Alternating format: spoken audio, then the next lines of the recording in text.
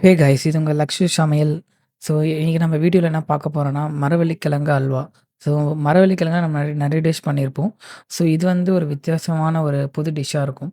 So மரவள்ளிக்கிழங்குல எப்படி அல்வா பண்ணுறது தான் நம்ம இந்த வீடியோவில் பார்க்குறோம்.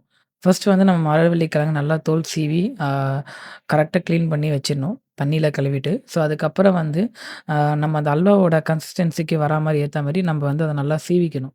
ஸோ லைக் நம்ம கேரட் எப்படி வந்து அந்த பிளேட்ல வச்சு சீவுறோமோ, ஸோ அதே மாரி மரவள்ளிக்கிழங்க நல்லா தூள் தூளா வந்து நம்ப சீவி ஒரு இது மாரி எடுத்து வச்சுக்கணும். நம்ம தேங்காய் பத்தெல்லாம் திருவுவோம்ல, ஸோ அந்த மாரி இத துருவி எடுத்து வச்சுக்கணும். நல்லா அந்த திருவுனதோட ஃபீல் இருக்கும். ஸோ அதுல. ஸோ அந்த மாரி ஒரு கன்சிஸ்டன்சிக்கு வர மாரி பார்த்து வச்சுக்கோங்க. சரிங்களா? அப்பதான் கரெக்ட்டா இருக்கும்.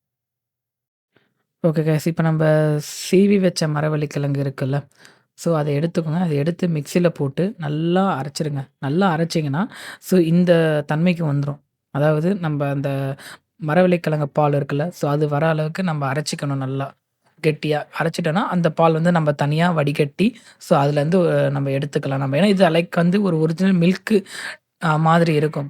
சரிங்களா? பட் அது ஒரிஜினல் மில்க் இல்ல. இந்த மரவள்ளிக்கிழங்கு நம்ம அரைச்சு எடுத்த பால் தான் அது. சரிங்களா? நீங்களும் அத வந்து கரெக்ட்டா பண்ணுங்க. ஸோ, இப்ப நீங்க பார்த்துருப்பீங்க. நம்ம ஃபுல்லா வடிகட்டியாச்சு கம்ப்ளீட்டா. ஸோ, வடிகட்டி தான் இந்த பால் வந்து நம்ப எடுத்திருக்கோம். ஏன்னா, இது ரொம்ப ரொம்ப முக்கியமான ஸ்டேஜு. இது நம்ம தப்பா பண்ணிட்டோம்னா, அந்த அல்வா வந்து டோட்டலா கொலாப்ஸ் ஆயிடும். ஸோ, கரெக்ட்டா வடிகட்டுங்க. சரிங்களா? Okay guys. இப்ப நம்ம வந்து இப்ப 3 ஃபைனல் ஸ்டெப் பார்க்குறோம். இதுல வந்து நம்ம சர்க்கரை பாகு தான் ரெடி பண்றோம். இப்ப மோஸ்ட்டா நீங்க பார்த்துருப்பீங்க, இந்த குலோப் ஜாமுக்கு நம்ம ரெடி பண்ணுவோம். So, rasgulla, so kind of நெறைய ஸ்வீட்ஸ்லாம் இருக்குல்ல. ஸோ, அந்த மாரி அந்த டைப் ஆஃப் நம்ம ஸ்வீட்ஸுக்கு செய்றது தான் இந்த சர்க்கரை பாகு. ஸோ, தண்ணி கொஞ்சம் ஊத்திட்டு, அதில வந்து நம்ப சர்க்கரைய போட்டு நல்லா வந்து இது பண்ணணும்.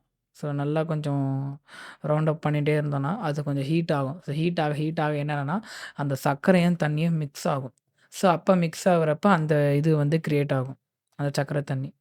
ஏன்னா, அது வந்து எவ்வளோக்கு எவ்வளோ நல்லா மிக்ஸ் பண்ணி அந்த டேஸ்ட் வந்து கிரியேட் ஆகுதோ, அப்பதான் வந்து அந்த அல்வாக்கும் அதோட மேட்சிங் ஆகும். ஃபிட்டிங்கா. ஸோ, அப்ப மேட்ச் ஆவறப்ப நம்பளுக்கு வந்து அந்த டேஸ்டினஸ் வந்து கிளீனா தெரியும். சரிங்களா? ஸோ, அது அந்த அளவுக்கு பார்த்துக்கோங்க. அது கரெக்ட்டா மேக் பண்ணுங்க. அதில கொஞ்சம் மிஸ் ஆச்சுனா கூட டேஸ்ட் இருக்காது கரெக்ட்டா. ஸோ, அதனால தான். ஏன்னா, நீங்க டேஸ்ட் குடுத்தா மட்டும் தான் அந்த அல்வாக்குன்றது நம்மளுக்கு கரெக்ட்டா டேஸ்ட் மேட்ச் ஆகும். இப்ப நெக்ஸ்ட் வந்து எடுத்து வச்சிருந்தோம்ல நம்ம சர்க்கரை கிழங்கு பாலு. அதுல வந்து கலர் போடணும். நீங்க என்ன டைப் ஆஃப் அல்வா செய்ய போறீங்க? ஆரஞ்சுனா ஆரஞ்சு, கிரீன்னா கிரீன். இல்ல நீங்க ம எல்லோனா எல்லோல செய்யலாம். ஸோ இல்ல லைக் கைண்ட் ஆஃப் அந்த கலரிங் பவுடர்ஸ் இருக்கும். நீங்க கடையில போயிட்டு ரூ. 2 ரூ. 3 குடுத்து இல்ல ரூ. 5 குடுத்துக்குனாலும் நீங்க வாங்கலாம். ஸோ அந்த கலரிங் பவுடர் வந்து இதில போடணும். ஸோ இதில போட்டீங்கன்னா, கொஞ்சமா போடுங்க. ரொம்ப ரொம்ப போட்டீங்கன்னா, நல்லா இருக்காது. ஸோ அந்த ஒரு பிஞ்ச் வந்து போட்டுட்டு, அத நல்லா வந்து கலறிட்டு, அத வந்து எடுத்து என்ன பண்ணணும்னா, நீங்க மிக்ஸ் பண்ணி வச்சிருந்தீங்கல்ல ஒரு சர்க்கரை பாக, அதில வந்து எடுத்து அந்த சர்க்கரைவள்ளி பாலம் வந்து நீங்க ஊத்தணும். ஊத்திட்டு நல்லா வந்து கிளறுங்க. ஸோ நீங்க வந்து எவ்வளோக்கு எவ்வளோ அத கிளறிட்டே இருக்கீங்களோ, அந்த பாகும், அந்த பாலும் வந்து மிக்ஸ் ஆகும். ஸோ அப்ப வந்து நல்லா மிக்ஸிங் வந்து நெறைய கிடைக்கும். ஸோ லைக் வந்து பார்த்தீங்கன்னா, ஒரு 2, 3 மினிட்ஸ் ஸோ நல்லா வந்து மிக்ஸ் பண்ணிட்டே இருங்க. லைக் வந்து கலறிட்டே இருங்க. ஏன்னா நீங்க விட்டுறக்கூடாது. விட்டுட்டீங்கன்னா, அதுக்கப்புறம் அது வந்து அந்த அல்வாவோட கன்சிஸ்டன்சிக்கு வராது. ஸோ அதுதான் ஒரு மெயின் பாயிண்ட்டு. எப்பவுமே நீங்க வந்து அ இந்த மாரி கைண்ட் ஆஃப் வந்து ஸ்வீட்ஸ் செய்றீங்கன்னா, அது வந்து மெர்ஜ் ஆவணும். ஸோ அந்த பாலும், பிளஸ் அந்த சர்க்கரை பாகு தண்ணியும் மெர்ஜ் ஆனா மட்டும் தான், அது வந்து நல்லா கம்மு மாரி ஒட்டிக்கும். லைக் வந்து ஒரு மிக்ஸிங் நம்ப சொல்லுவோம். நீங்க நான் என்னுடைய இதுவுக்கு நான் கம்மு மாரி சொல்றேன். பட் நீங்க எப்படி அது உங்களுடைய அ வேர்டுக்கு நீங்க எப்படி வேணா யூஸ் பண்ணிக்கலாம். சரிங்களா? ஸோ அத நல்லா வந்து பொறுமையா கலரிட்டே இருங்க. பொறுமையா போதும். ரொம்ப ஹார்டாவும் வரக்கூடாது. ரொம்ப கம்மியாவும் இது பண்ணக்கூடாது. ஒரு மீடியம் ரேஞ்சில நல்லா கலரிட்டே இருங்க. பண்ண பண்ண உங்களுக்கு டிஃபரன்ஷியேட் வந்து கிளியரா தெரியும் பாருங்க. கொஞ்சம் கொஞ்சமா மாறும். ஸோ அது வந்து என்ன மாறுறப்ப என்னன்னா, ஒரு அல்வாவோட கன்சிஸ்டன்சிக்கு கிரியேட் ஆயிட்டே இருக்கும் பாருங்க. சைட்லலாம் பார்த்தீங்கன்னா தெரியும் உங்களுக்கு மாறுறது. ஸோ நல்லா மாறிட்டே இருக்கும் அப்டியே. ஸோ ஒரு ஓவரால் வந்து ஒரு 5 மினிட்ஸ் டூ 7 மினிட்ஸ் அந்த மாரி பண்ணிட்டே இருங்க. 5 மினிட்ஸ் அதிகம். பட் அது நீங்க 3 டூ 4 மினிட்ஸ் அப்படி பண்ணிட்டீங்கனாலே போதும். ஸோ அதுவே ஆக்சுவலா டைரக்ட்டா வந்துரும் உங்களுக்கு.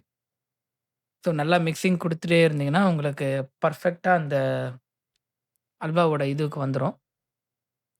இது வந்து நீங்க என்ன டைப் ஆஃப் வேணா நீங்க பண்ணலாம். உங்க லைக் வந்து டிஃபரண்ட்ஸ் கலர்ஸ்ல கூட நீங்க பண்ணலாம்.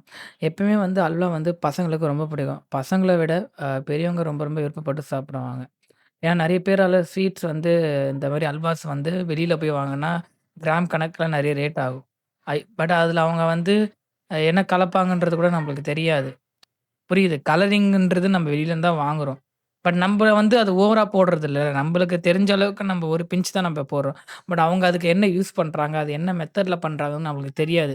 நம்ம நேரா போய் ஒரு கடையில குடுக்குறோம். இதுவே வந்து அல்வாவோட பூர்வீகமான இடம்லாம் நெறைய இருக்கு. திருநெல்வேலி அந்த மாரி. ஸோ அங்கலாம் வந்து நல்லா சூப்பரா செய்வாங்க. இருட்டுக்கட அல்வா. ஸோ நெறைய அல்வா டேஸ்ட்டா இருக்கும். நம்ப வீட்ல நம்ப பசங்களுக்கு ஒரு ஈவினிங் ஸ்நாக்ஸா நம்ம குடுக்குறோம்னா, இந்த மாரி அல்வாஸ் நம்ம குடுக்கலாம். ஸோ கொஞ்சம் அடிஷ்னலா வந்து நெய் ஊத்திக்கோங்க. ஏன்னா நெய் வந்து அந்த வாசனைக்கு ரொம்ப ரொம்ப அழகா இருக்கும். அண்ட் ப நம்ம ஸ்மெல் பண்ணா ரொம்ப இதுவா இருக்கும். ஸோ நம்பளால வந்து அந்த வாசனைய வந்து ஸ்கிப் பண்ண முடியாது. அவாய்டே பண்ண முடியாது. ஏன்னா எங்க இருந்தாலும் தேடி வரும். ஏன்னா அந்த தான் நெய்யோட பவரே. நீங்க குடுத்தீங்கன்னு வைங்களேன், ஏன்னா அது வந்து ஒட்டாது. நம்ம இவ்வளோ நேரம் நம்ம நெய் போடாதனால, அது நம்பளுக்கு எப்படி ஒட்டிருக்கு நீங்க சுத்தி அந்த பேன்ல பார்த்தீங்கன்னா தெரியும். அந்த பேன் சைட்லலாம் வந்து எப்படி ஒட்டியிருக்கு. இப்ப நம்ம நெய் போட்டக்கப்புறம், நம்பளுக்கு அந்த ஸ்டிக்ல வந்து நல்லா ஒட்டிக்கிச்சு பார்த்தீங்களா? அந்த அல்வா கம்மு மாரி. ஸோ அதுதான் டிஃபரன்ஷியேட்டு. நீங்க ஆயில் போட்டீங்கன்னா தான் பேன் வந்து நல்லா ஆயிலிங்கா இருக்கும். அது வந்து எங்கேயும் ஒட்டாது சைட்ல பிசு பிசுன்னு. ஸோ இது ஒரு மெயின் நீங்க அல்வா செய்யும்போது பிசு பிசுன்னு ஒட்டாம இருக்கிறதுக்கு. அது ஒன்ஸ் வந்து ஒட்டாம இருந்துச்சுன்னா, நீங்க வந்து கரெக்ட்டா மெத்தட்ல தான் நீங்க பண்ணிட்டுருக்கீங்க. ஆல்மோஸ்ட் நீங்க 99% வந்து நீங்க பண்ணிட்டீங்கன்னு அர்த்தம். அந்த 1% எப்படின்னா, நீங்க எடுத்து அத ஷேப் கொண்டு வந்து நீங்க அத கட் பண்ணி சாப்பிடுறது தான் நீங்க பொறுத்து. அவ்வளோதான். ஸோ வேற ஒண்ணுமே இல்ல. இப்ப நம்ம அடிஷனலா என்ன பண்ண போறோம் பார்த்தீங்கன்னா, முந்திரிய வந்து நம்ப அரைச்சு வந்து எடுத்துக்கணும். ஏன்னா நம்ம மோஸ்ட் ஆஃப் நெறைய பேர் முந்திரி அப்படியே டைரக்ட்டா பாதி கட் பண்ணி நீங்க போடுறீங்க. அது கரெக்ட்டு தான். நீங்க அது உங்களுடைய இஷ்டத்துக்கு நீங்க போட்டுக்கலாம். ஏன்னா உங்களுடைய விருப்பமும் கூட. நீங்க அத பாதியா போடலாம். இல்ல நீங்க அரைச்சும் போடலாம். பாதியா போட்டீங்கன்னா, அப்படியே உங்களுக்கு அந்த முந்திரி நீங்க கடிச்சு சாப்பிடும்போது கொஞ்சம் அங்கங்க பல்லுல போய் சிக்கிக்கும். பட் இது அப்படி கிடையாது. நம்ம அரைச்சுக்கிறோம்னா நல்லாருக்கும். போயிட்டு அது மெர்ஜ் ஆகும் அந்த அல்வா உள்ள. ஸோ அப்ப நல்லா ஒட்டிக்கிச்சுன்னா வந்து ஆ சாப்பிடும்போது நம்மளுக்கு எப்படியும் வந்து ஒரு ஸ்மூத்னஸ்ஸா இருக்கும். எங்கேயும் போய் பல்லுலாம் மாட்டாது இடுக்குலலாம்.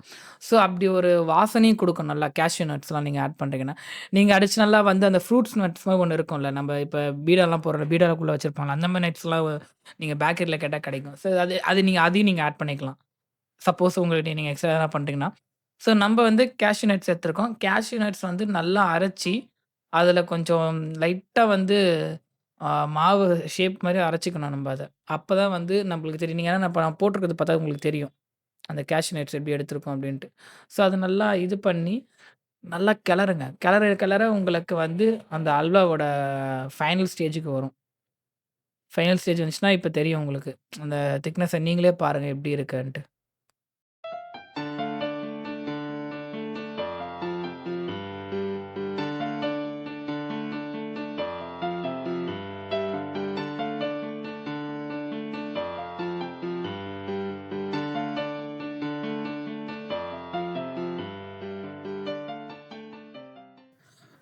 Okay guys. இந்த வீடியோ உங்களுக்கு பிடிச்சுருக்கு நான் ரொம்ப நம்புறேன். ஸோ மறக்காம கமெண்ட் பண்ணுங்க. எப்படி இருக்குன்ட்டு செஞ்சு பார்த்துட்டு. ஸோ நம்ம சேனல் நீங்க சப்ஸ்கிரைப் பண்ணலனா, மறக்காம சப்ஸ்கிரைப் பண்ணிக்கோங்க. அண்ட் லைக் பண்ணுங்க, ஷேர் பண்ணுங்க. ஓகேங்களா? ஸோ உங்களுடைய நெக்ஸ்ட் வீடியோ நான் இதுவரைக்கும் சந்திக்கிறேன். பாய்.